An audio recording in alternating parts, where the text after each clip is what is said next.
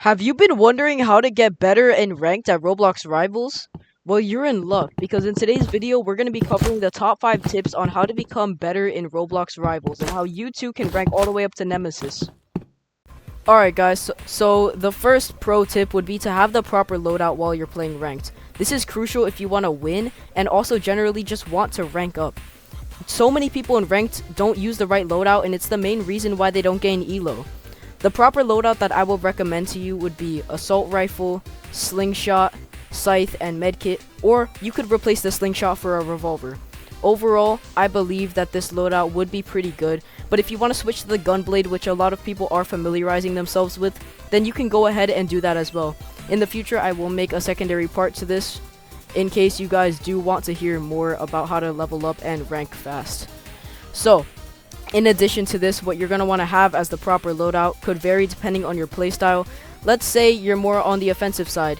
You might want to go for a scythe, so that way you can get more mobility, or a gunblade, so that way you can have the quick double dash.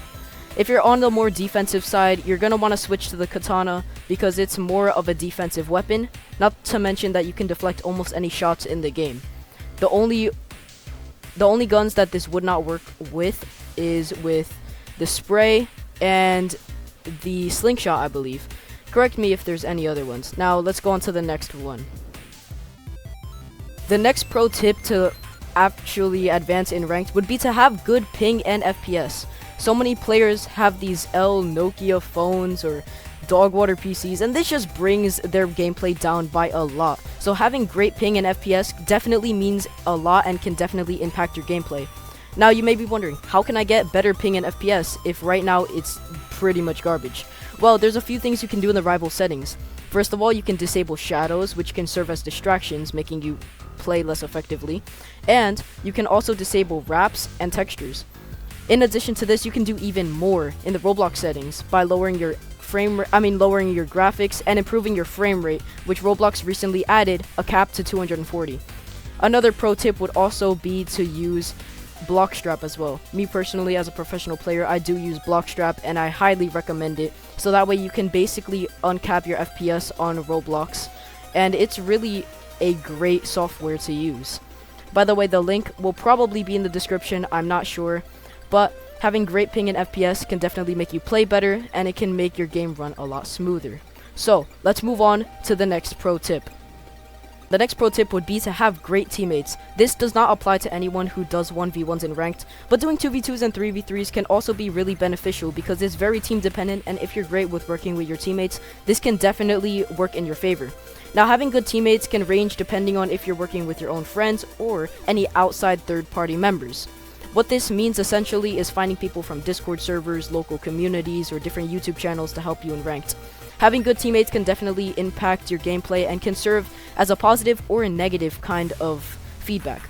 So, this all depends on your team's loadout and their gameplay, along with the map as well. Voting great maps is also a nice side tip to use. My top 3 maps to choose would be Arena, Docks, and possibly Crossroads, in case you can ban Sniper. So, having good teammates is very crucial and essential, but make sure to stay until the end because my final tip will definitely be something that many players do not realize because they're so used to their rank. So let's move on. Now, the second to last tip would be to watch other people play ranked. This can include professionals, different YouTubers, or even your friends. Watching others play ranked can really help you change your game style, and for the better as well. Me personally, before I started ranked, I used to watch other people play ranked, which is a reason why I'm pretty decent at it. This can help you to strategize and study other people's playing mechanics, their loadouts, and who they actually play with, what strategies they use on other maps, and what weapons they ban. So, in case you're a newcomer to ranked, I would advise to ban the sniper and the slingshot, due to the fact that they are the 2 most annoying weapons in the game. If it comes down to a smaller map, such as Arena or Playground, ban the flamethrower, since it is extremely annoying, or possibly the gunblade as well. The gunblade does massive damage and I believe it will be nerfed in the near future. So, now that we have that covered, watching others play ranked such as Slingshot Boy, Tanker, MiniBloxia, other famous YouTubers out there, or even possibly underrated YouTubers, can help even the most professional of players. But I presume that you're new at this game. So, the final tip, which is probably the most important, would be to simply play ranked in itself. Playing ranked sounds like a pretty easy and basic concept to understand, but most players don't actually realize that preserving your rank could actually be damaging your skills. Let's say you're a gold 2 player and you move up to gold 3 by simply playing one ranked match a day. Yeah, you'll gain elo, but you'll still be the same skill as a gold 2 player because you're not playing as much as other tryhards do. This is a really overpowered strategy that plenty of players use to get Nemesis rank, and due to the fact that not many people played ranked when it released, means that people were able to get Nemesis extremely quickly since there was nobody to occupy the leaderboard. Playing ranked can also improve your skill in a variety of ways such as aim, movement, resourcement, loadouts, and many more that I could possibly cover in a future video all within itself.